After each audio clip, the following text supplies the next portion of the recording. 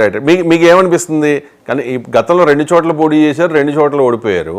ఇప్పుడు ఒక చోట పోటీ చేస్తున్నారు. పిఠాపురంలో 2019లో పోటీ చేస్తే ఖచ్చితంగా గెలిచేవారు అని చెప్పి ఆ తర్వాత చాలామంది చెప్పారు, అయ్యో పిఠాపురం నుంచి పోటీ చేయాలి కదా అని చెప్పి.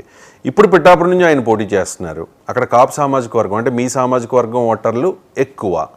సో ఇప్పుడు ఎలా ఉంటుందని అంటే వైసీపీ వాళ్ళు ఇప్పటికీ ఏం చెప్తున్నారంటే, ఒక లేడీ మీద ఓడించేస్తాం మిమ్మల్ని, వంగా గీత గారు మిమ్మల్ని ఓడించబోతున్నారు, మీరు అనుకున్నది జరగదు, మీకు అక్కడికి వస్తున్న జనాలు మీకు ఓట్లు వేయరు. గతంలో మీరు చెప్పారు కదా, నా వెంట వచ్చే వాళ్ళందరూ నాకు ఓట్లు వేయరు అని చెప్పి. ఇప్పుడు దాన్ని రైజ్ చేస్తున్నారు. ఒకసారి ఆన్సర్ చేస్తారు చిన్ని నాయుడు గారు, తర్వాత మీకు ఇస్తాను. అరుణ్ గారు నేను ఒక సెకండ్ సార్ చెప్పండి. సెకండ్ అడ్డం పెట్టి మహాభారత యుద్ధంలో భీష్ముడిని ఓడించినట్లుగా ఆడమడి చేత అగ్రెసివ్ గా మాట్లాడలేడు అని చెప్పేసి మాత్రమే పెట్టారు తప్ప పవన్ కళ్యాణ్ గారు వంగా గీత అని ఆవిడేది గెలిచేసి నిలిచేస్తారని మాత్రం కాదండి. సెకండ్ కింద పాడుకుంటున్నారంటే right. So you got the answer అండి బేసిక్ గా. కాకపోతే మీరు ఇందాక ఒక క్వశ్చన్ కూడా చేశారు కదా, చంద్రబాబు నాయుడు గారి కుప్పంలోనో లేకపోతే పులివెందుల్లో జగన్మోహన్ రెడ్డి గారని, ఇక్కడికి వస్తే ఆయన పర్టికులర్ గా ప్లేస్ లో లైక్ క్యాన్వాసింగ్ చేస్తున్నారు అన్నారు కదా. దానికి నేను రీజన్ నాకైతే ఉన్నది ఏంటంటే, యాజ్ అరుణ గారు సెడ్, జనరేషన్స్ టుగెదర్ వాళ్ళకు లీడర్షిప్ హబ్ ఉంది కాబట్టి దే ఆర్ డూయింగ్.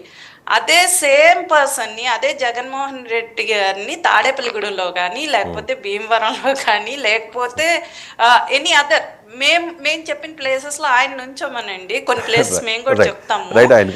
సో వాళ్ళకి సేఫ్ ప్లేసెస్ ఏదండి, వాళ్ళకి సేఫ్ ప్లేసెస్ ఉన్నాయండి. వాళ్ళ కంచుకోటలు పులివెందుల ఒకటి, కుప్పం ఒకటి.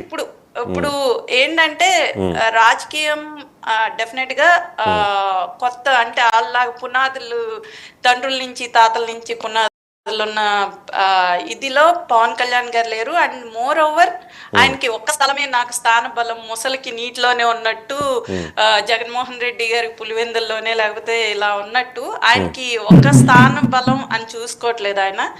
Everywhere he is doing. ఇప్పుడు రైతులకి పంటలకి రైతులకి ఇచ్చారంటే ఒక ప్లేస్ చూసుకుని ఆ రైతులకి ఇస్తేనే మన బెనిఫిషియరీ అవుతుంది, నేను విన్ అవుతాను, ఇలా కూడా ఆయన చూసుకోలేదు డెఫినెట్ గా. సో దట్స్ ద థింగ్ అండి.